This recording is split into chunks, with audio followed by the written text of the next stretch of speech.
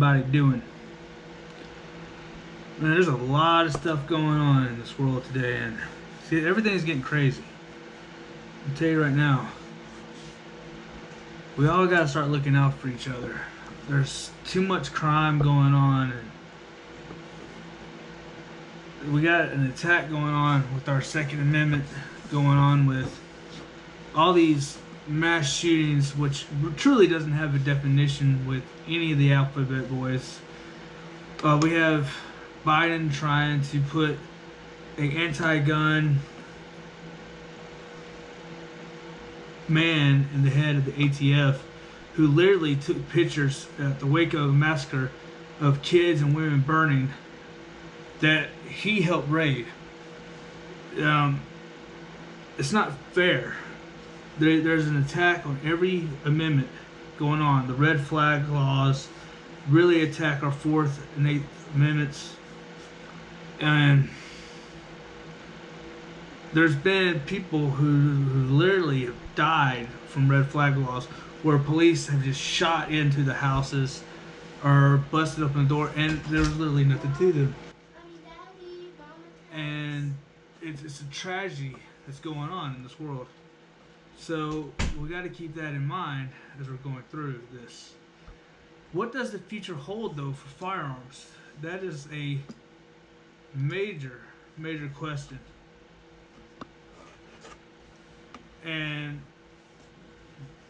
we don't really know what's going on. And it's sad.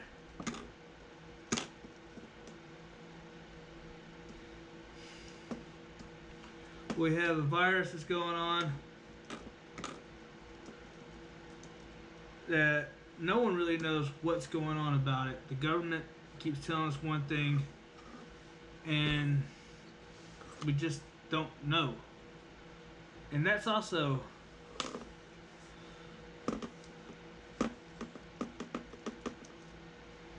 they just don't know what's going on. What kind of world are we really living in? Everyone seems to be lying to us that has power. There seems to be motives going on around us. And we normal citizens seem to be suffering at the hands. But there's good news. And you know, our country was founded on bloodshed, and now it seems like the same bloodshed is happening, but now it's with words and pens, as they're destroying our Constitution any way they can. The freedom of press seems to be restricting. The freedom of gathering seems to be restricting. That's the First Amendment. I mean, and it's not just Biden. It was Trump. It was Clinton. It was Bush. I mean, Bush with the NSA and the surveillance with Obama, they got worse. We had Second Amendment attacks from Trump. We had Second Amendment attacks from Clinton and Biden at that time. Biden is the one that helped write the 1996 firearm law. Reagan with the 1986 firearm law. We have all these politicians.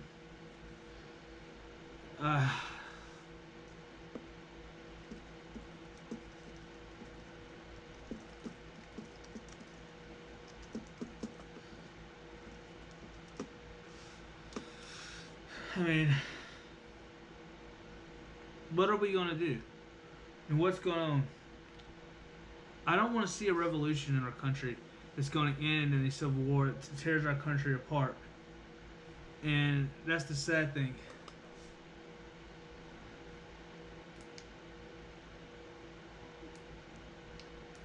We got to fight together.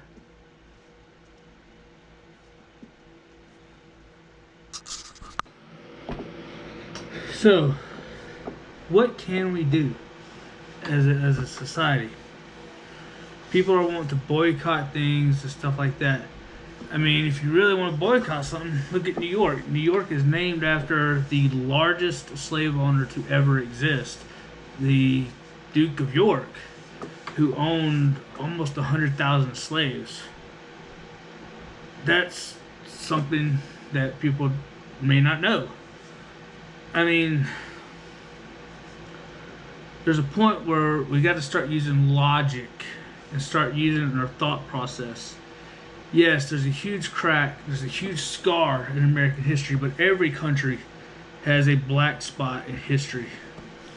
The English are the ones that started the slave trade. We got to remember that. But also, it was the English, the Baptist Church of England that stopped the slave trade. And then the Muslim slave trade took it over and started bringing them to Brazil, while we used this as the colonists and people here in America did horrible things and selectively bred the slaves that were already here. And the black slave owners also in Jamaica and stuff like that were selling the slaves to the white slave owners and the South Carolina black slave owners. Yes, there were African American slave owners at that time. People don't realize that, or they ignore that fact. There are also Jewish slave owners who actually made up a majority of the slave owners. And there was also slave owners that treated the slaves like family. And another thing that I hate is when people say, oh, workers today are getting paid slave wages. Slaves were not paid. They were given scrap foods, and that was it. I mean, you can call that a wage. Minimum wage is basically for teenagers and young adults who are entering the workforce to gain work experience. McDonald's, Burger King, stuff like that is not meant to be a career.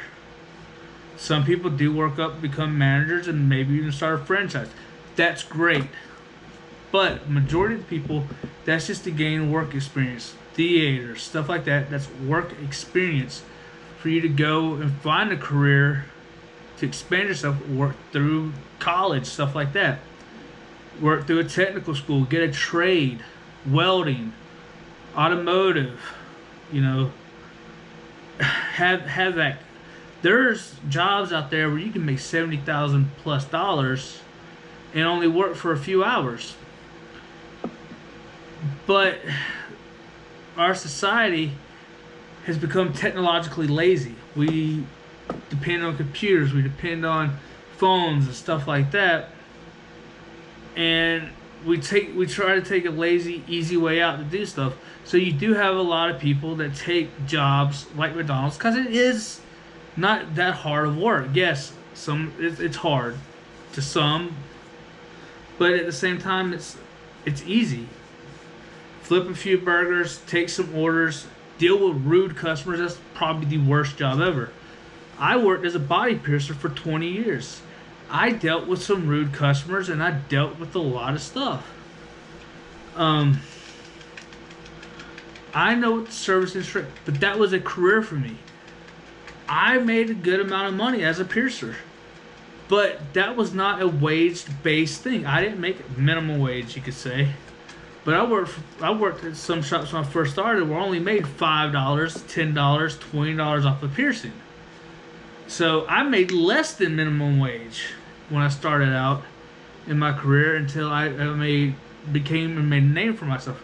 But I worked hard through that and made a career out of myself. It made a name for myself. I got put in magazines and stuff like that. But you got to stop saying stuff with slave wages because you're diminishing the hardship that slaves went through. Okay? You're diminishing that. You're destroying the hardship that slaves went through because they didn't get paid. They didn't. And you got to remember, it wasn't that long ago. I mean, yeah, it was 200, 400 years ago when it started. But it was 1865 when slavery started to end. 1865, think about that. That was not that long ago in time. In time, if you really think about it, time. Time is one of the weirdest concepts that humans came up with. It wasn't that long ago. So, we in America, It doesn't matter if you're Asian. It doesn't matter if you're African American.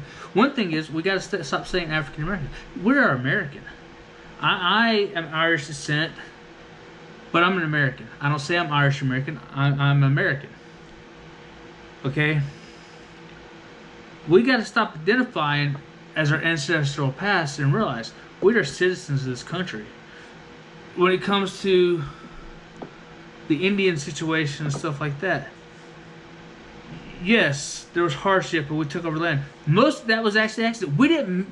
The settlers didn't mean to give smallpox. When any time people come to visit, disease is going to spread because there's no immunity to those diseases because they were never exposed to it before. People don't realize when Christopher Columbus came over, they spread syphilis to Europe because they weren't immune to it. So there was a disease transfer between both. So we got to remember, if you're not exposed to something and there's no immunity, there's going to be that issue. A lot of the disease spreading was an accident.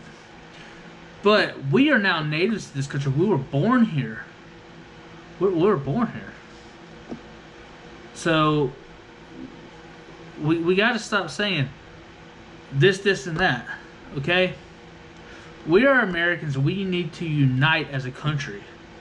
Not government, a country. That's what we are. A patriot supports their country. They support their fellow man. They support their brothers. You don't have to support the government. Because I'm telling you right now, they're doing everything they can to try to take away every right that we have. And we cannot let them do that. We have to stand up as a country. It doesn't matter if you're black, white, yellow. It doesn't matter. It does not matter. We got to stand together. We do. I love every single one of you guys. Let's stand up. One nation, under God, with liberty and justice for all. Mama.